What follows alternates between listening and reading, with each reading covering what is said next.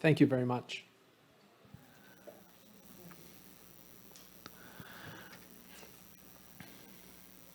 So it's a pleasure to be here today Pessoal, é um from prazer estar aqui. Minneapolis for the opportunity to Eu speak vim lá with de you about gene Minneapolis para editing proferir and essa thanks palestra, to Johan essa for apresentação. introducing some of these topics that, of E course, eu estou muito animado the em poder focus of my discutir alguns laboratory desses for cystic tópicos com essa dystrophy plateia tão epidermolysis distinta. bullosa, for targeting the collagen 7 gene at the site Eu gostaria de of falar the sobre o DNA uso alteration that causes de EB. COL And so 7A1. the importance of that, drawing correlations between the population of the Earth and the amount of DNA in a cell in a diploid genome is roughly equivalent. There are about 7 billion people on the planet. There are about 6 billion letters of DNA in the cell. Each chromosome, where those DNA letters reside and write the code that instructs life, are chromosomes which act as cities and states. Pessoal, se o planeta Terra fosse um ser humano, os cromossomos seriam os bairros da cidade. Essa é a escala. Quando você faz a alteração do DNA, você tem que fazer basicamente a substituição de um bairro. Então, com essa comparação, com essa metáfora, eu quero dizer que nós temos um número muito pequeno de especialistas trabalhando nisso e é uma terapia muito difícil. A gente tem que fazer não apenas uma modificação, mas modificar o locus específico que está causando aquele problema. Pessoal, eu quero agradecer a Débora por me apresentar a tecnologia do CRISPR. O CRISPR é como se fosse um GPS para alteração disso.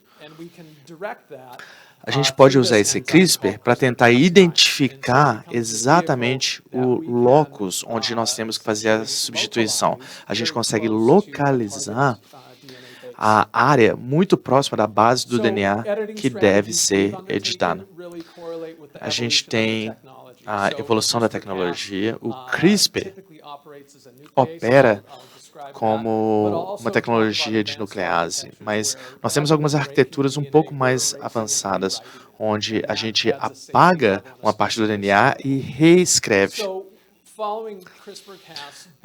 Em relação à vinculação do CRISPR-Cas, a gente tem o corte de 2 hélices do DNA e a gente pode fazer o enxerto para fazer o reparo.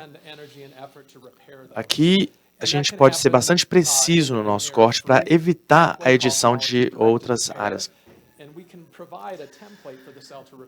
Aqui é onde a gente vai fornecer um tipo de correção para a parte do DNA que está necessitando de reparo.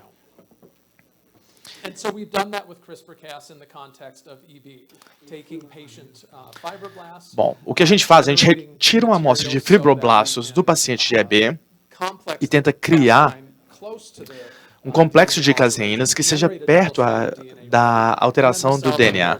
E aí, quando a gente faz um enxerto desse material recuperado, a própria célula consegue se autorregenerar.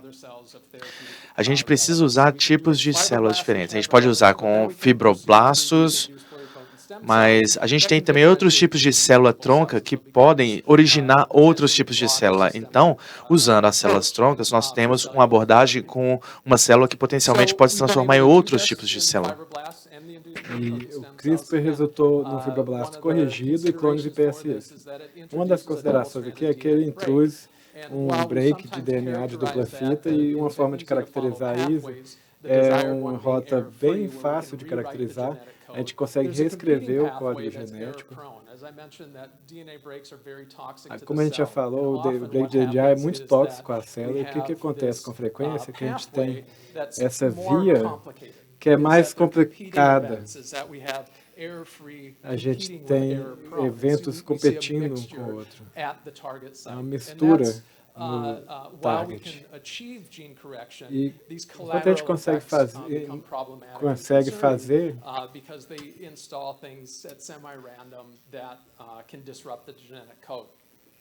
And so trying to advance off of this is rather than Então, em vez de fazer uma mistura desses vias, uma que é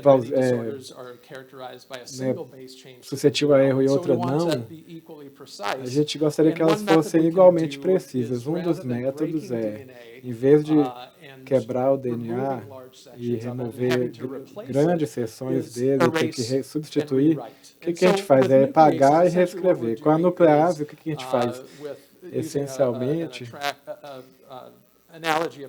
fazendo analogia com a ferrovia, é o seguinte, se uma seção da ferrovia está em mau estado, a gente tem que quebrar tudo, né? A gente tem que substituir toda a ferrovia. O que a gente está fazendo? A gente está fazendo um dano muito maior do que a gente poderia. Então, isso é definido e caracterizado. A edição genômica pode ser mais apropriadamente chamada de... Bom, os avanços na tecnologia, a gente progrediu de nuclease para editores base. E o que isso nos permite? Em vez de usar uma tesoura, a gente usa um lápis. Em vez de quebrar o DNA, agora a gente está começando a apagar as bases alvo e começar a escrever algo novo ali.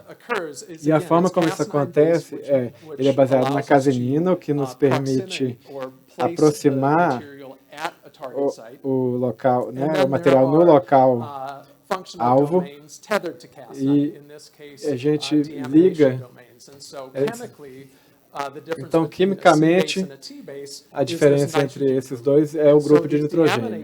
Então, a diamina, se ela estiver lá, a gente remove e depois ela é convertida em tiamina. Isso nos permite dirigir uma conversão química sem precisar de quebrar ambas as fitas de DNA.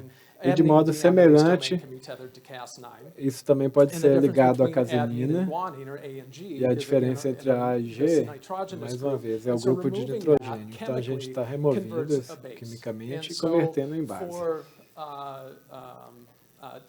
Então, para alterações de DNA, nesse caso, no colágeno 7, onde ele caracteriza uma interrupção prematura, a gente começa a usar uma base genética em pacientes que têm a EB distrófica recessiva.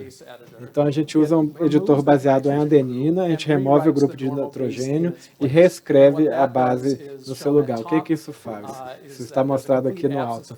Existe uma completa ausência do colágeno 7 ali no meio, e a gente usa o editor base, essa tecnologia de editor base, que restaura a expressão do colágeno 7. E a gente pode ver isso no genoma e depois no RNA mensageiro, com níveis maiores e depois estáveis de transcrição. Então, com isso, a gente está entregando um complexo que agora nos permite converter quimicamente os DNAs-alvo. E o veículo é crucial na longevidade da expressão e no tipo celular. A gente vai falar, o Johan falou sobre o coronavírus, que foi caracterizado como, né, a gente conhece o vírus como vilão, mas ele também pode ser o bom moço. Então, essa técnica, ela substitui o complexo patogênico dos vírus e coloca um editor de base nele. E agora ele se constitui uma partícula semelhante ao vírus. Então, os elementos patogênicos são removidos e um editor é instalado. Então, eles tornam uma cápsula proteica. E ele faz a entrega a entrega genética de uma forma bem eficiente e precisa, ou seja, a gente está utilizando o vírus para fins terapêuticos. E o que isso faz? Ele tem um perfil de atividade muito mais rápido e uma entrega muito mais eficiente. Com isso, voltando àquele slide anterior, a gente usa o RNA mensageiro com uma abordagem bem semelhante, mas agora ele está empacotado nessas partículas semelhantes a vírus, e a gente consegue quase que 100% de correção em células in vitro. E isso é um avanço importante, porque ele aumenta a precisão, a fidelidade do procedimento. É como se fosse um GPS genético, né? Ele é bem preciso, mas ainda não o suficiente. Então, a gente tem um perfil estendido de expressão que a gente vê com RNA mensageiro, e aqui à esquerda você vê que tem uma certa promiscuidade. Isso também acaba se ligando a outros locais do genoma e nada impede eles de modificar aquelas bases. Se eles se ligam, eles podem modificar aquela sequência genética. E com essa expressão mais rápida, onde a proteína ganha acesso à célula e então degrada rapidamente, a gente vê quase que uma perda completa desses efeitos off-target. Então é um método muito mais seguro, além de mais rápido, para modificar o genoma. Então, a edição base, mais uma vez, é a conversão química de uma base DNA-alvo, e ela faz o seguinte, ela remove a necessidade de uma molécula doadora, ele precisa de menos inserções ou silenciamentos, e ele usa os breaks de DNA de dupla fita.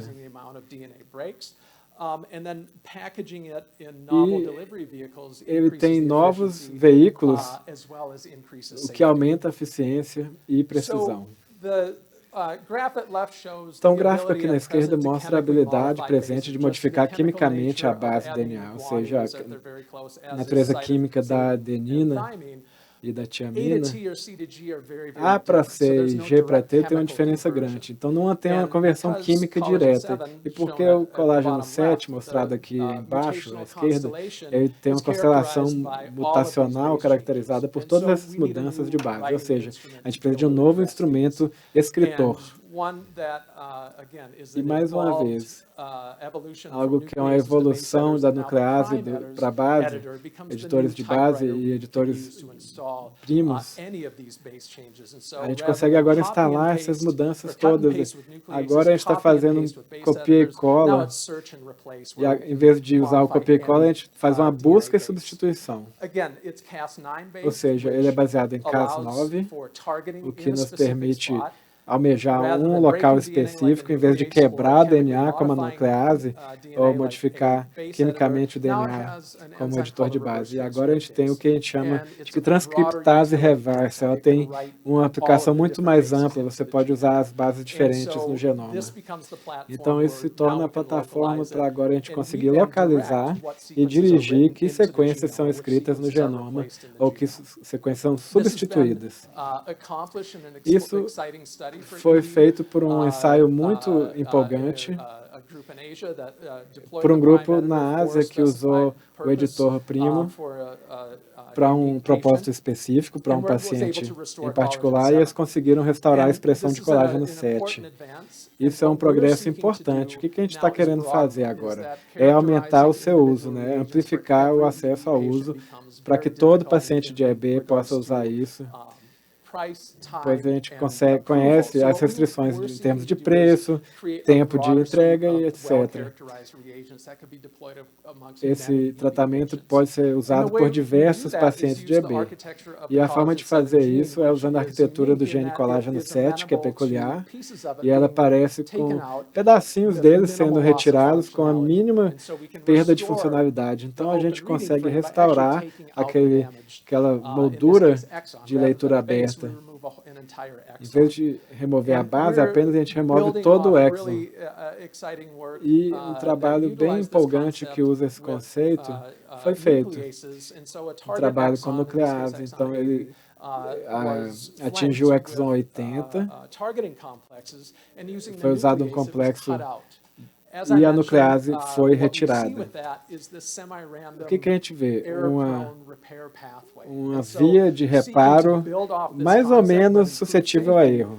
Mas ele é mais seguro, e agora a gente usa o editor primo, uma vez uma ferramenta amplamente aplicável, no que diz respeito a, em vez de reescrever uma única base, agora a gente pode remover o exon inteiro. E o conceito é o mesmo.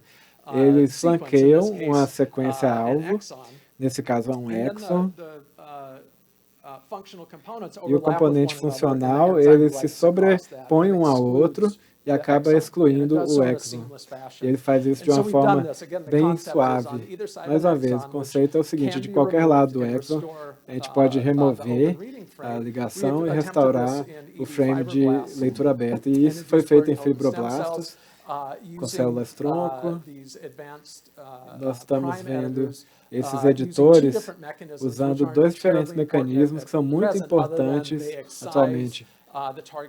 E eles conseguem remover o exon-alvo com uma quantidade mínima de inserções e silenciamentos mutagênicos. A nível de DNA, isso é visto, e também de RNA. E em células não tratadas, onde há ausência de colágeno 7, onde a gente remove esse exon-alvo, usando essas diferentes metodologias, a gente consegue fazer isso de modo muito preciso, mantendo a integridade do genoma. E aí, onde as setas estão mostrando, a gente restaurou a expressão de colágeno 7, ou seja, uma terapia gênica em pacientes têm, por exemplo, uma alteração alvo, a gente consegue criar um grupo de variações que vão trabalhar aquela sequência alvo. São metodologias estado da arte usando o CRISPR e o Cas9. Então, a gente conseguiu fazer isso ao remover o exon-alvo, e a edição eficiente foi constatada, e a expressão do colágeno 7 foi restaurada, isso que é o mais importante, nos fibroblastos, né? Isso pode ser uma plataforma para outros tratamentos. E a gente ficou animado com isso porque ele oferece uma abordagem regional, mais local, uma ferramenta mais amplamente aplicável que pode ser usada em populações de pacientes diferentes. E isso vai reduzir o custo e melhorar a aprovação. E eu gostaria de agradecer a toda a minha equipe, gostaria de encerrar também. Eu não sou clínico, mas eu tive a oportunidade de visitar instalações com EB de pacientes. E eu trabalhei no laboratório no fim de semana e depois eu vi esse jovem sendo tratado por nossa instituição. A gente bateu um papo, eu perguntei como ele estava e falou, bom, eu só vomitei 2 vezes hoje, somente 2 vezes. E isso continua a me motivar, porque eu acho que ele deve ter um dia agradável sem vomitar nenhuma vez. Então, a comunidade EB é excelente, eles são inspiradores. Eu tenho muito agradecimento por vocês, para vocês, é uma oportunidade para mim honrar essa comunidade, é um prazer estar aqui. Muito obrigado a todos por poder estar aqui hoje. Obrigado pela sua atenção.